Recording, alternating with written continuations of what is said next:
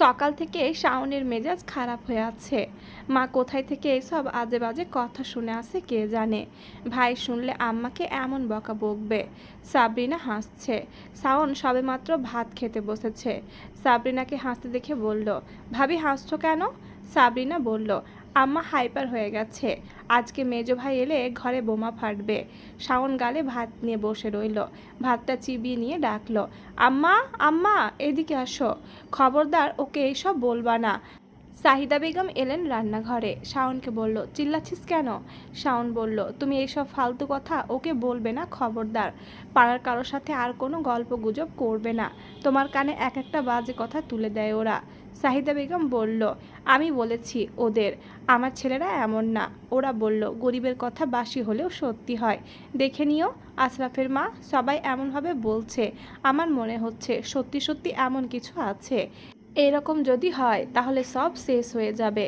দাদিমা বলল, তোর মায়ের আর শান্তি নেই। বাইরের কথা ঘরে টেনে এনে নিজে অশান্তিতে ভোগে। শোনো, তোমার ছেলে পছন্দ করলে বউ করে নিয়ে আসবা। এত ভয়ের কি আছে? সাহিদা বেগম বললেন, মাথা খারাপ নাকি আম্মা? আপনি জানেন না ওই মেয়ের স্বভাব চরিত্র কেমন? আমার শানুকে সারাক্ষণ কথা শোনায়। মেয়ে আমার ভালো, নইলে তো ননদ ভাইয়ের বউ লেগে যেত। কি বেয়াদব মেয়ে, সেটা তো সবাই জানে। সুন্দর মুখটা ছাড়া আর কি আছে ওই মেয়ের? তওবা তওবা, আমার আনিসের সাথে আমি এইসব ভাবতেই পারি না। আমার ভোলা ভালা ছেলেটা কারো ধারেও নাই, কাছেও নাই।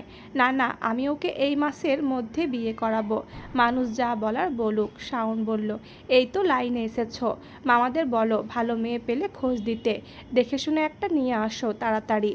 মানুষের মুখে চুনকালি পড়বে। হুদাই তেড়া বেড়া লাগায় দেয়। ভাই ওই মেয়েকে বেয়াদব বলে কথায় কথায়। সে কি না, ধুর ধুর, মানুষের আর কাজ কাম নাই। সাহিদা বেগম শাওনের কথা শুনে একটু থামলেন। ঠিকই তো, আনিস তো বলে ওই মেয়েটা বেয়াদব। জেনে শুনে সে কোনোদিনও ওইরকম মেয়েকে পছন্দ করবে নাকি? মানুষের কথায় কেন কান দিতে গেল কে জানে। তাজদার আজ বাজার থেকে 2 জোড়া কোয়েল পাখি নিয়ে ফিরল। ঘরে ঢুকে গলা ফাটিয়ে সায়নাকে ডাকতে শুরু করলো। তার ডাক এত জোরে হচ্ছিল যে বড় আম্মু, মেজমা সবাই অবাক হয়ে সায়নার দিকে তাকালেন।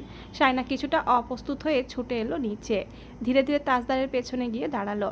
তাজদার সঙ্গে সঙ্গে লোহার খাঁচাটা তার সামনে ধরল। খাঁচার ভেতরকার পাখিদের দিকে ইশারা করে বলল, এইগুলো এনেছি। সায়না কৌতূহলী চোখে তার দিকে তাকালো। তাজদার খাঁচাটা তার মুখের সামনে তুলে ধরে বলল, তোমার জন্য। খাঁচার ভেতর কোয়েলগুলো সেধিয়ে বসে আছে। নতুন জায়গায় এসে ভয়ে গুটিয়ে গেছে। সায়না আঙুল বাড়িয়ে ভেতরে দিল। পাখিগুলো আটকে উঠল। সায়না মৃদু হাসল।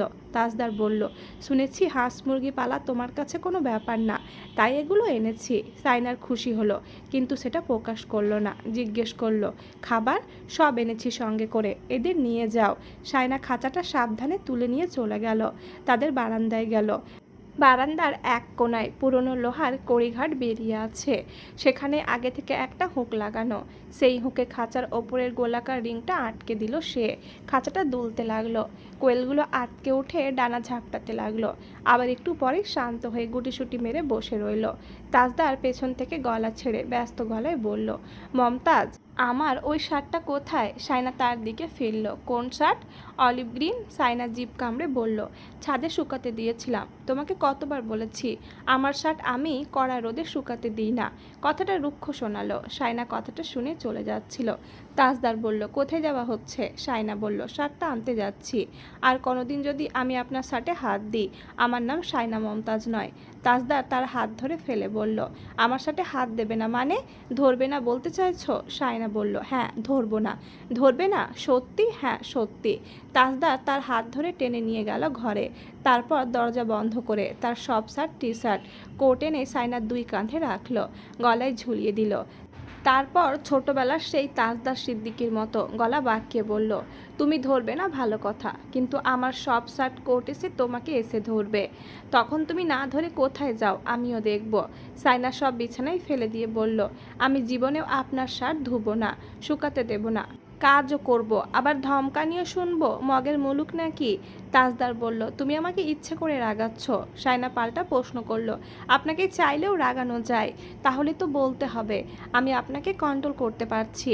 Control my food. তুমি 100 বার আমার শার্ট ধুয়ে যাবে, তুমি না ধুলে তোমার ঘাড় ধুয়ে দেবে।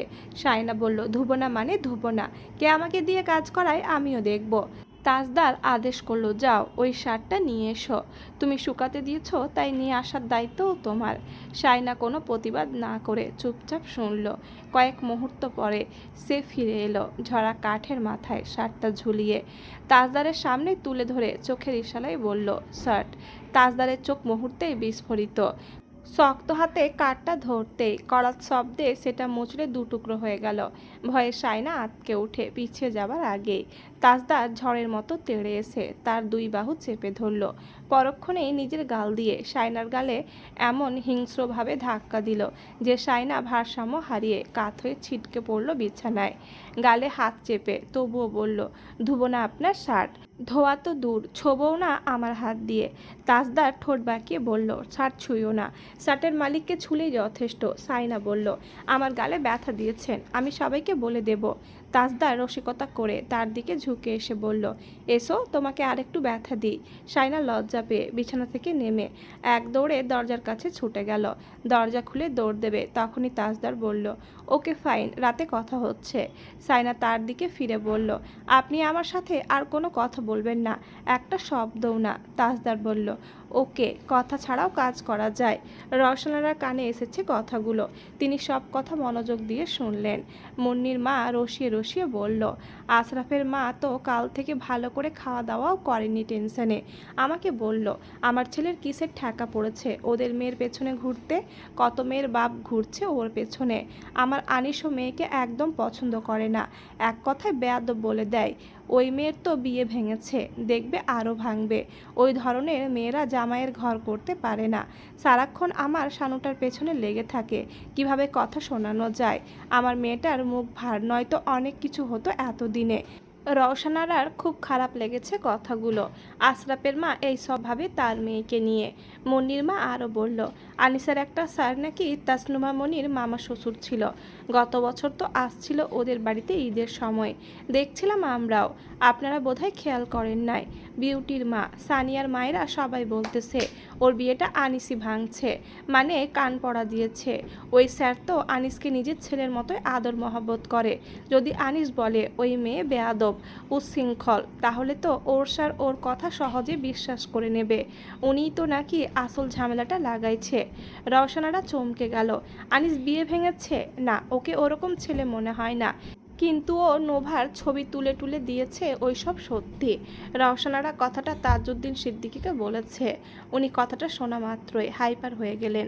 আশরাফের মায়ের সাহস দেখে অবাক হচ্ছি। আমাদের সাথে আত্মীয় করতে পেরে যা তা বলা শুরু করেছে দেখছি। আমার মেয়ের নামে এসব বলে কোন সাহসে? আমার মেয়ের জন্য হাজারটা সম্বন্ধ এসেছে, এখনও আসছে। ও বিয়ে করবে না বলেছে, তাই আমি আগাচ্ছি না। রওশনারা বলল, আহা, চেঁচাবেন না। আনিস নাকি নোভার ছবি টবি তুলে দিয়েছে, এইসব মানুষ বলা বলি করছে। আনিস নাকি কোনো মেয়েটে পছন্দ করছে না, সবাই তাই বলছেও নোভাকে। এইসব আর কি, আমার মাথার ওপর দিয়ে যাচ্ছে সব। আর বেশি কিছু বলতে হলো না তাজউদ্দিন সিদ্দিকীকে, তিনি সব বুঝে গেলেন। কিছুক্ষণ চুপচাপ রইলেন, বললেন, ওরা কথা তো ভুল বলেনি, ওর শার্টটার জন্যই তো বিয়েটা ভেঙেছে। তিনি পরদিন আনিসকে হাতে নাতে ধরলেন বাজারের মোড়ে। তাজউদ্দিন সিদ্দিকীর কথা শুনে আনিস হতভম্ব। এই ধরনের কথাও এভাবে জেনে নিতে হয়?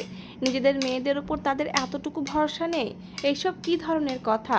এরকম হবে জানলে সে জীবনেও ছবি তুলে দিত না। এত সামান্য একটা বিষয়কে এভাবে ভাবার কি আছে?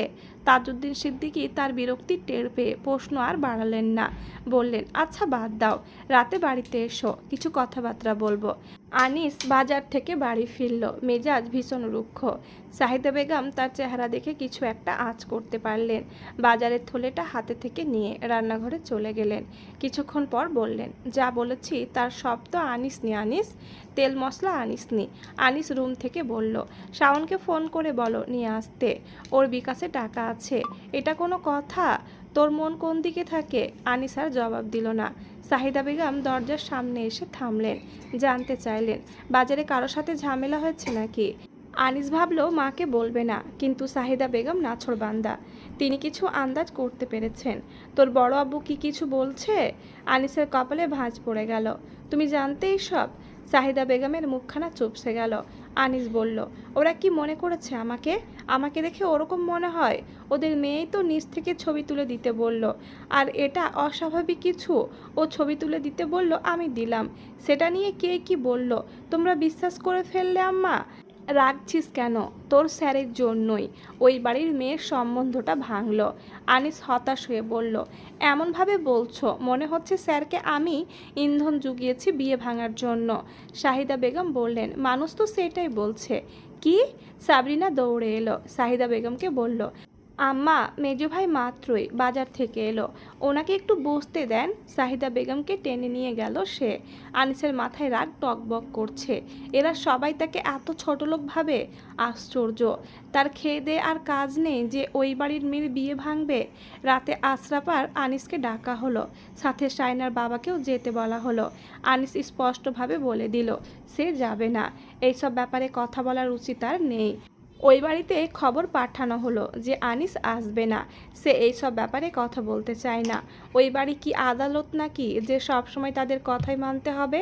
সাইনা সবটা শুনতে পেয়েছে, আবার কি অশান্তি শুরু হয় কে জানে। তাজদার সিদ্দিকী সবটা শুনছে চুপচাপ। তৌসিফ 2-3 বার গিয়ে ফেরত এলো। আনিস ভাই আসবে না বলে দিয়েছে স্পষ্ট করে। সে ফাঁকে তাজদার বেরিয়ে গিয়েছে। সাইনাদের উঠোনের সামনে গিয়ে দাঁড়ালো সে, ফোনে মনোযোগ রেখে। সাহিদা বেগমের গলার আওয়াজ শুনে মাথা তুলল। সাহিদা বেগম ভেতরে ঢুকে গেলেন, ডাকলেন, ও আনিস, তাজদার এসেছে তোর সাথে কথা বলতে, বের হয় এবার। আনিস বের হলো ঘর থেকে, সোজা উঠোনে নেমে এলো। তাজদার তাকে দেখে বলল, বাজারে গিয়েছিলি নাকি? আনিস বলল, হ্যাঁ। বাড়িতে আয়, চা খাবি? খেয়েছি। আর একবার খেলে সমস্যা হবে না, আয়। কথাবার্তা বলে সবটা ক্লিয়ার করে নেওয়া দরকার। বোনের জামাইয়ের অনুরোধে আনিস গেল ওই বাড়িতে, সোজা সোফায় গিয়ে বসলো। চা নাস্তা এসেছে ততক্ষণে। তিতলি ঘুরঘুর করছে। তৌসিফ তাকে চোখ রাঙিয়ে বলছে ভেতরে যেতে। চা খেতে খেতে সবাই এমনি হালকা পাতলা গল্প গুজব করলো। আনিস বলল, আমার হাতে সময় কম, যা বলার তাড়াতাড়ি বলে দিলে ভালো হয়। তাজদার বলল, তোকে ডেকে এনেছি যাতে তুই সবার সামনে তোর জায়গাটা ক্লিয়ার করে দিস। এইসব বিষয় নিয়ে যত জল ঘোলা হবে ততই ঝামেলা বাড়বে। তাজউদ্দিন সিদ্দিকীকে কোনো কথাবার্তা বলতে দিল না সে। আনিস বলল, নোভাকে ডাকা হোক, সে বলুক সব কিছু। স্যারের সাথে আমার সম্পর্ক বাবা ছেলের মতো, আমি চাই না এখানে স্যারকে টেনে কোনো কথা বলা হোক। নোভাকে ডাক। তাজউদ্দিন সিদ্দিকী বলল, না ও আসবে না। তাজদার বলল, ওর এখানে আসা দরকার, আমি ওর মুখ থেকে সবটা শুনতে চাই। তিতলি, জি ভাইয়া। নোভাকে বলো আমি ডাকছি। তিতলি নোভাকে ডাকতে চলে গেল। তাসনুভা কিছুক্ষণ পর এলো, বুকে হাত ভাঁজ করে বাবার পেছনে এসে দাঁড়ালো। তাজদার তার দিকে তাকিয়ে বলল, তুমি জানো এখানে কি নিয়ে কথা হচ্ছে? আম্মুর কাছ থেকে শুনলাম এই মাত্র। তোমার এই ব্যাপারে কিছু বলার আছে? তাসনুভা স্পষ্ট বলল, আমি আনিস ভাইকে ছবি তুলে দিতে বলেছি। সবাইকে বলি? চাচা তৈয়ব সিদ্দিকী বলল, মেয়েটা বুদ্ধিমতী ভেবেছিলাম, ভুলই ভেবেছি। সবাইকে কি ছবি তুলে দেন? বলা যায়, মানুষ এখন কত কি বলে যাচ্ছে। তাসনুভা বলল, যা শুনেছ সবটাই বানোয়াট কথা চাচ্চু। আনিস দাঁড়িয়ে পড়ল, সবার চোখ তার দিকে ঘুরে গেল। আনিস বলল, আমি এবার আসি, কথা বললে কথা বাড়বে। তাজদার মাথা নেড়ে বলল, আয়। আনিস তাসনুভার পাশ কেটে বেরিয়ে গেল। আশরাফ সাহেব বললেন, রায়হানের মা আর আশরাফের মা মানুষের কথায় বেশি নাচে। আগে ছেলে মেয়েদের কথা শোনা দরকার। কত বড় একটা ঝামেলা বেঁধে যাচ্ছিল। আশরাফ আর উনি বেরিয়ে গেলেন। বেরিয়ে এসে আশরাফ বলল, হুটহাট এটা ওটা শুনে ঝামেলা বাঁধানোই মেয়েদের কাজ, মাথা নষ্ট করে দেয় এরা। আফসার সাহেব বলল, তোর মাও কম না, লোকের কথা শুনে ঘরে অশান্তি করে। ওরা বেরিয়ে যেতে তাজদার বলল, একটা সম্বন্ধ ভেঙেছে 2 দিন হয়নি। ও কোন আক্কেলে রাস্তায় একটা ছেলেকে বলছে ছবি তুলে দিতে। আমি কক্সবাজারেও একই দৃশ্য দেখেছি। নোভা, আমি মিথ্যে বলছি? তাসনুমা বাবা মায়ের দিকে তাকালো। তাজদার রেগে গেল, তুমি ওদের দিকে তাকাচ্ছ কেন? সত্যি নাকি মিথ্যে বলছি আমি সেটা স্বীকার করো। তাসনুভা মাথা নামিয়ে দাঁড়িয়ে রইল। তাজদার বলল, একটা সম্বন্ধ থাকাকালীনও একটা ছেলেকে ছবি তুলে দিতে জোরাজুরি করা, সম্বন্ধ ভাঙার পরেও জোরাজুরি করা কিসের লক্ষণ? আমার তো নিজের বোনকেই বেশি দোষী মনে হচ্ছে। তুমি অস্বীকার করতে পারো আমার কথা? চুপ থাকবে না, জবাব দাও। তাসনুভার নাকের ডগা কাঁপছে। তাজদার বলল, তোমার মা বাবা যা যা শুনেছে তা আসলে ভুল শুনেছে। আমার মনে হচ্ছে আসল কারণ এর উল্টোটা। সেটাও যদি না হয়ে থাকে তাহলে আজকের এইসব কাহিনীর জন্য একমাত্র দায়ী তুমি। আনিসকে আমি চিনি, ও এরকম ছেলেই নয়। তোমার মা বাবা তোমাকে নিয়ে খুব বড়াই করেন। ওনারা সত্যিটা দেখেও দেখেন না, তাই আমি দেখিয়ে দিলাম। তোমার জীবন নিয়ে সব ভাবনা তোমার। আমি আর একটা কথাও বলবো না। তুমি বিয়ে করবে কি করবে না সেই সব নিয়েও আমি ভাববো না। তোমার ব্যাপারে কোনো কথা বললে আমাকে কথা শুনতে হয়।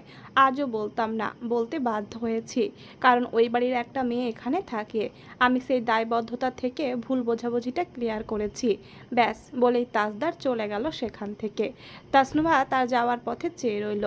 তাজদার চলে যেতে তাজউদ্দিন সিদ্দিকী মেয়ের দিকে ফিরে কিছু বলতে চাইলেন। তাসনুভা রক্তচক্ষু নিয়ে তাকালো। তিনি আর কিছু বলতে পারলেন না। তাসনুভা মায়ের দিকে তাকিয়ে বলল, আমার জীবন নিয়ে কাউকে মাথা ঘামাতে হবে না। আমার লাইফের বেস্ট ডিসিশনটা আমি একাই নেব। আমাকে নিয়ে কেউ কিছু বললে তোমরা কেউ কিছু বলবে না। রওশনারা বলল, তুমি তোমার ভাইকে চেনো না? ও আমাকেও এমন কথা বলে, নিজের বউকে পর্যন্ত বলে। ওর কথায় কষ্ট পাওয়ার দরকার কি? তাসনুভা চেঁচিয়ে উঠে বলল, আমি কারো কথায় কষ্ট পাওয়ার মতো মেয়ে নয়। আমার জীবন নিয়ে আমি কাউকে ভাবতেও বলিনি, কাউকে ভাবতে হবে না। ফারদার বাড়িতে যেন কোনো বৈঠক না হয় আমাকে নিয়ে। তাজদার বন্ধু বান্ধবদের সাথে ঘুরতে যাওয়ার সিদ্ধান্ত নিয়েছে। লন্ডন থেকে ফেরার পর থেকে সাইনা মমতাজের পেছনে সে এমন আদা জল খেয়ে লেগেছিল যে ঘোরাঘুরির কথা আর মাথায় রাখেনি।